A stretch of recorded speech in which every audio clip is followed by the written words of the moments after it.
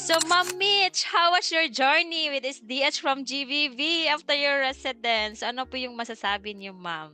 Malaki yung tulong kasi kahit walang-wala ka na, andun pa rin kayo. Tapos yung pag-assess niyo, okey. Tapos kung may mga tanong, andun. Kahit nga may trials, andun na-process pa rin siya dahil sa tulong niyo at saka maraming salamat po. Talagang laking tulong yun. Kahit mahirap, pero laking tulong yun galing sa SDH. Maraming salamat po. You're welcome po, ma'am. Kumusta naman yung assistance given by Miss Sheila and Miss Leona para ma-approve talaga yung resident visa po ninyo, ma'am, together with your 2 kids po? Pino-provide nila kung anong dapat gawin, saka malinaw, lalo na yung mga documents na kailangan, madali siyang ma-provide kasi andun yung tulong at saka access nila Ma'am Michelle at sa Ma'am Liwena.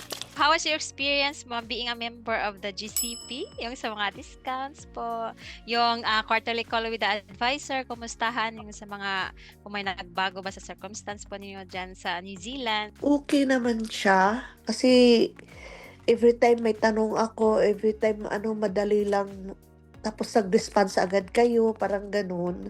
Tapos specific at saka detailed yung pag-explain ng mga kailangan na gawin, madali lang namin makuha. Buti na lang maganda yung Auckland Council. Talagang pinaprangka ko sa kanila na I don't know the process. Can you help me and assist me?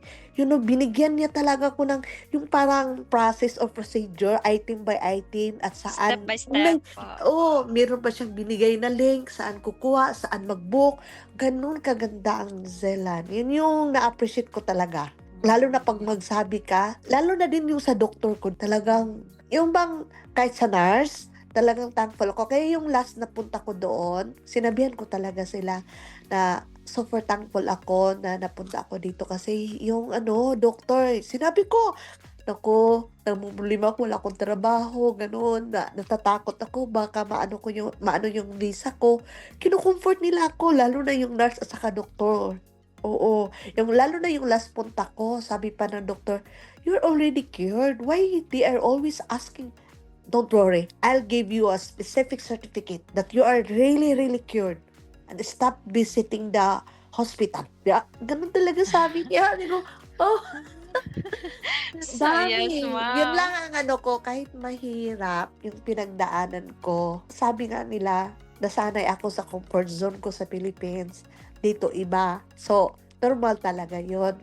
Pero still thankful pa rin ako, lalo na yung Auckland Council, yung doktor, yung mga agency, lalo na po sa SDH, laking tulong talaga. Sa kanila, pag sinabi mo na, hindi ko alam saan ako pupunta, ganun, kailangan ko ng ganito, tinutulungan ka talaga. Ganun yung Yes po.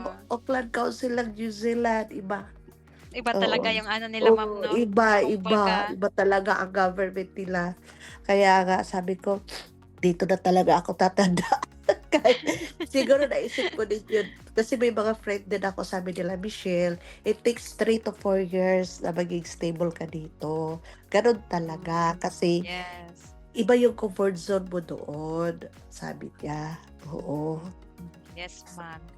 Tsaka hindi Oo. naman minamadali yung mga bagay-bagay, ma'am. May ano Oo talaga nga, yan, isa in din order yun. talaga Alam mo yan. ba kung dahilan nag-apply na gusto ko yung trabaho na 8 to 4 lang, kasi Monday to Friday, kasi gusto ko pagdating ng mga anak ko, ako yung maghatid, ako yung magsundo, kasi yung husband ko hindi pwede. Doon ko na-realize na, let God do it. Kasi para ako gaga na, iniisip ko na yun na hindi pa nga approve yung visa nila. Gano'n yung yung ugali ko, kaya naisip ko, kaya siguro binigyan ako ng trials ni Lord kasi gusto niya na i-trust ko sa kanya. Kasi ang ginawa ko kasi parang nag-isip na ako ng bukas, hindi pa nga nangyari, parang gano'n. So Yes po, ngayon kaya ma'am. hindi ko na, pinabayaan ko na. Pero Yes minsan po. dahil din sa trials, ka, pero okay talaga. Salamat po talaga. You're welcome po, ma'am. And thank you so Oo, much din po sa trust na binigay oo. niyo sa SDH from your GVV after your residency, ma'am. Love So, you, wala thank po talaga you. talaga kayong doubts na magpa-process Oo. po sa amin. We are so happy for you, ma'am, dahil finally po naging resident na po kayo dyan sa New Zealand. And ma'am, if ever you are given a chance na makausap yung kapwa Pinoy ngayon, do you have any message for them? Sa lahat po ng mga Pilipino na interesadong pumunta dito, maganda po talaga ang New Zealand. It so happen lang, may trials talaga, normal yun sa buhay.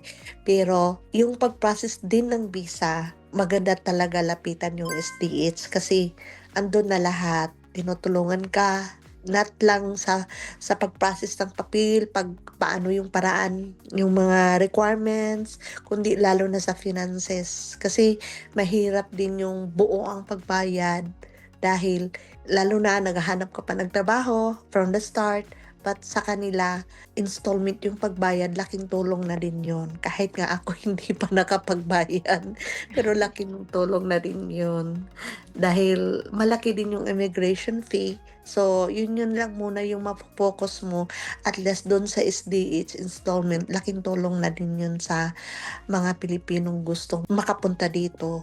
Kasi sa simula lang talaga ang mahirap. Maraming Yes, salamat po, ma'am. SDH. You're welcome po, ma'am, and thank you so much po. So lastly, ma'am, do you have any message to Miss Leona and Miss Sheila? Ma'am Para Shella at ma-end. Ma'am Leona, maraming pong salamat sa tulong. Marami-rami pong salamat talaga. Thank you so much. Thank you Okay, po. thank you, Ma'am Mitch, and stay healthy po dyan. Stay Okay, safe, and God okay. bless po, ma'am. Bye-bye po. Thank you po.